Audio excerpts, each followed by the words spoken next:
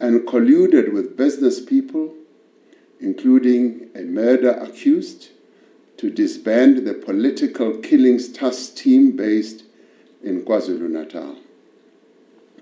Lieutenant General Mkhwanazi also said that a police investigation by the task team that was operating in Gauteng unmasked a syndicate controlled by a drug cartel, which involves politicians, law enforcement officials from the South African Police Service, Metro Police, Correctional Services, prosecutors, and the judiciary, as well as business people.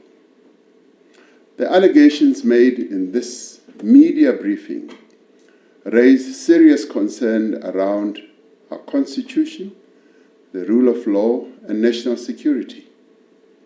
These allegations, if proven true, threaten to undermine the confidence of South Africans in the ability of the South African Police Service to protect them and to effectively fight crime and corruption.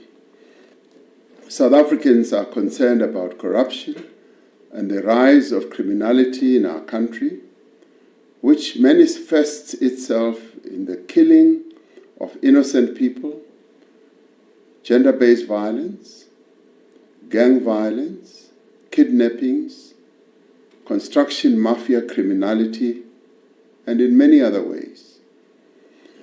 As we intensify the fight against crime, it is vital that we safeguard the integrity and credibility of the police and other law enforcement agencies.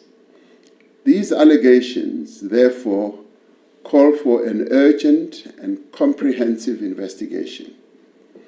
To address these allegations and the implications of these allegations, I'm establishing a Judicial Commission of Inquiry that will be chaired by Acting Deputy Chief Justice Mbuyisile Madlanga.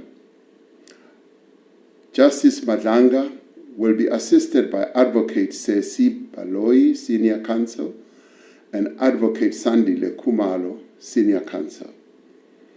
The Commission will investigate allegations relating to the infiltration of law enforcement, intelligence, and associated institutions within the criminal justice system by criminal syndicates.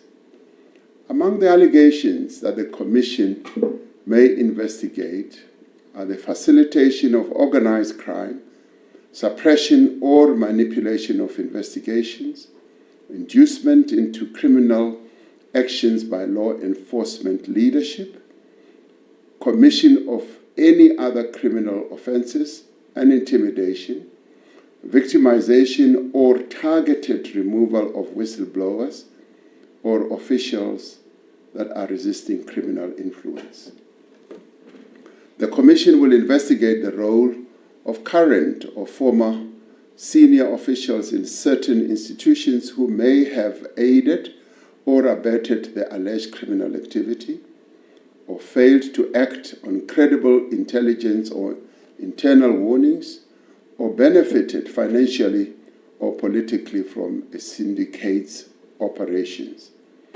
These institutions are the South African Police Service, the National Prosecuting Authority, State Security Agency, the Judiciary and the Magistracy, and the Metropolitan Police Departments of Johannesburg, Ekurhuleni, and Tshwane. The Commission will also investigate whether any members of the National Executive responsible for the criminal justice system were complicit, aided and abetted, or participated in the acts mentioned above.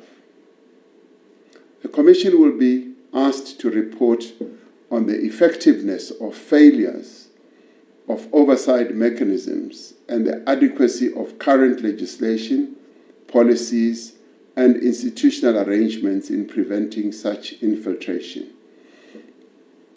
It will make findings and recommendations for criminal prosecutions, disciplinary actions, and institutional reform. Once established, the Commission shall consider prima facie evidence relating to the involvement of individuals who are currently employed within law enforcement or intelligence agencies. Where appropriate, the Commission must make recommendations on the employment status of such officials currently employed, including whether they should be suspended pending the outcome of further investigations. The Commission will have the power to refer matters for immediate investigation and urgent decisions on prosecution, taking into account the nature of the allegations and the evidence the Commission will uncover. It is critical that these matters be attended to with the necessary urgency and thoroughness. The Commission is expected to complete its work and submit a final report to the President. Interim reports will be expected after 3 months and 6 months, respectively. The final report of the Commission will be sent to the Speaker of the National Assembly and to the Chief Justice.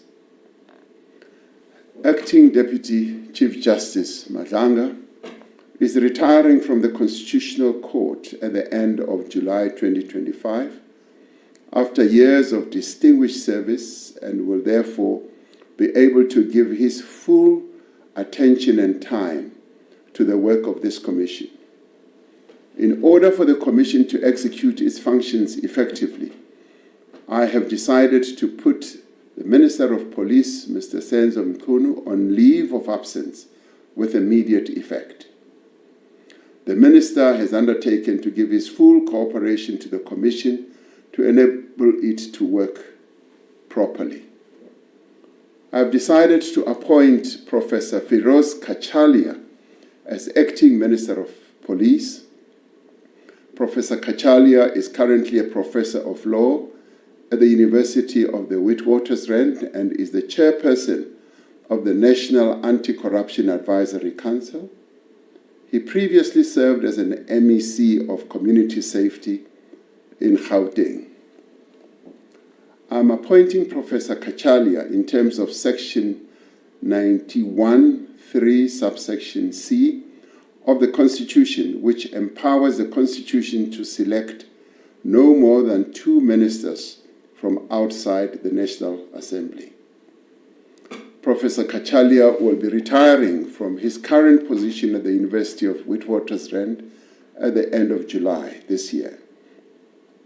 I will, in the interim, appoint an acting minister from within Cabinet until Professor Kachalia takes up his post at the beginning of August. The interregnum, therefore, will just be a little over 2 weeks. This commission is being established against the backdrop of significant progress that has been made in rebuilding and strengthening our country's law enforcement agencies and security services. In recent years, the South African Police Service, the Special Investigating Unit, the SIU, and the Asset Forfeiture Unit and other bodies have been making great progress and inroads in the fight against organized crime and corruption. It is essential that we maintain this momentum and that we intensify the work that is currently underway. We will ensure that the South African Police Service and other law enforcement agencies continue to function without hindrance as the Commission undertakes its work.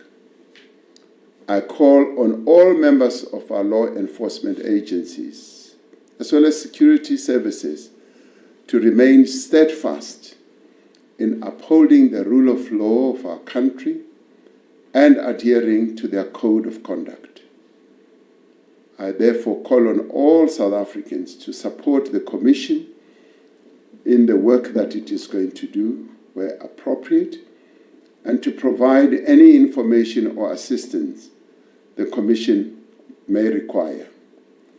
In establishing this Commission of Inquiry, we are affirming our commitment to the rule of law, to transparency, and to accountability. And we are also enhancing the work that is underway to build a South Africa in which all our people are safe and secure. I thank you.